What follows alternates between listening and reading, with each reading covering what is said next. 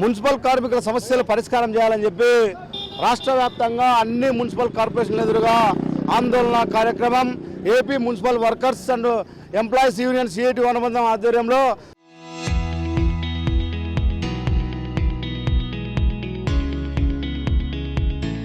జరుగుతూ ఉంది. అందులో భాగంగానే కడప మున్సిపల్ కార్పొరేషన్ దగ్గర ఈ ఆందోళన కార్యక్రమం నిర్వహిస్తూ ఉన్నాం.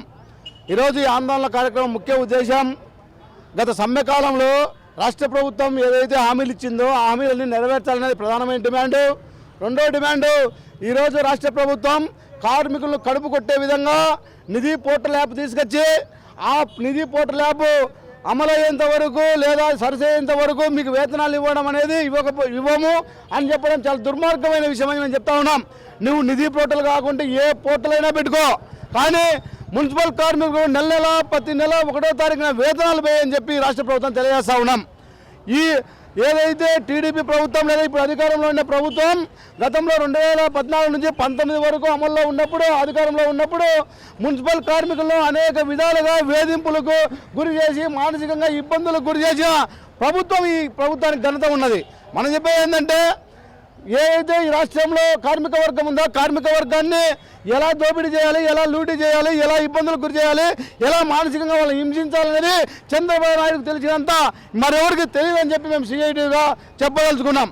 మరొకటి, ఈరోజు ఈ కడప కార్పొరేషన్లో ఆమరణ నిరాహార దీక్ష 5 రోజుల పాటు చేస్తే ఆ దీక్ష సందర్భంగా కార్మికుల వేతనాలు పెంచుతాం, అలాగే తొలగించిన కార్మికులు విధుల్లోకి తీసుకుంటాం అని చెప్పారు. తొలగించిన కార్మికులు విధుల్లోకి మాత్రమే తీసుకున్నారు తప్ప ఎవరికైతే చనిపోయిన కార్మికుల్లో కుటుంబాల్లో ఒక్కరికి కూడా ఉద్యోగం మీద వేతనాలు పెంచాలా, అలాగే ఏదైతే సమస్యలు ఉన్నాయో ఇప్పటికీ అట్లా ముప్పడిగా ఉన్నాయి. అలాగే ఇంజనీరింగ్ శాఖలో ఎలక్ట్రికల్ డిపార్ట్మెంట్కి సంబంధించి ఈ విజయభాస్కర్ రెడ్డి ఉన్నాడు ఒకతను, అతను కార్మికుల్లో వాళ్ళ ఇష్టం వచ్చిన బండ బూతులు నోటితో మాట్లాడిన బూతులు తిడతా ఉన్నాడు. ఇప్పటికే కమిషనర్ గారికి అడిషనల్ కమిషనర్ గారికి అతని మీద ఫిర్యాదు చేయడం కూడా జరిగింది, కానీ ఇంతవరకు అధికారులు అతని మీద ఎలాంటి చర్య తీసుకోలేదు.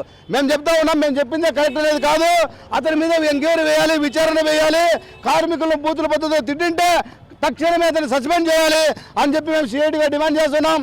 మీరు గిన అలాంటి చర్యలు తీసుకోకుండా ఉంటే గిన మేము రానున్న కాలంలో మున్సిపల్ ఆధ్వర్యంలో అతను సస్పెండ్ అయ్యేంత వరకు ఆందోళన పోరాటం నిర్వహిస్తామని చెప్పి సిఐటిగా అధికారులకు తెలియజేస్తా ఉన్నాం.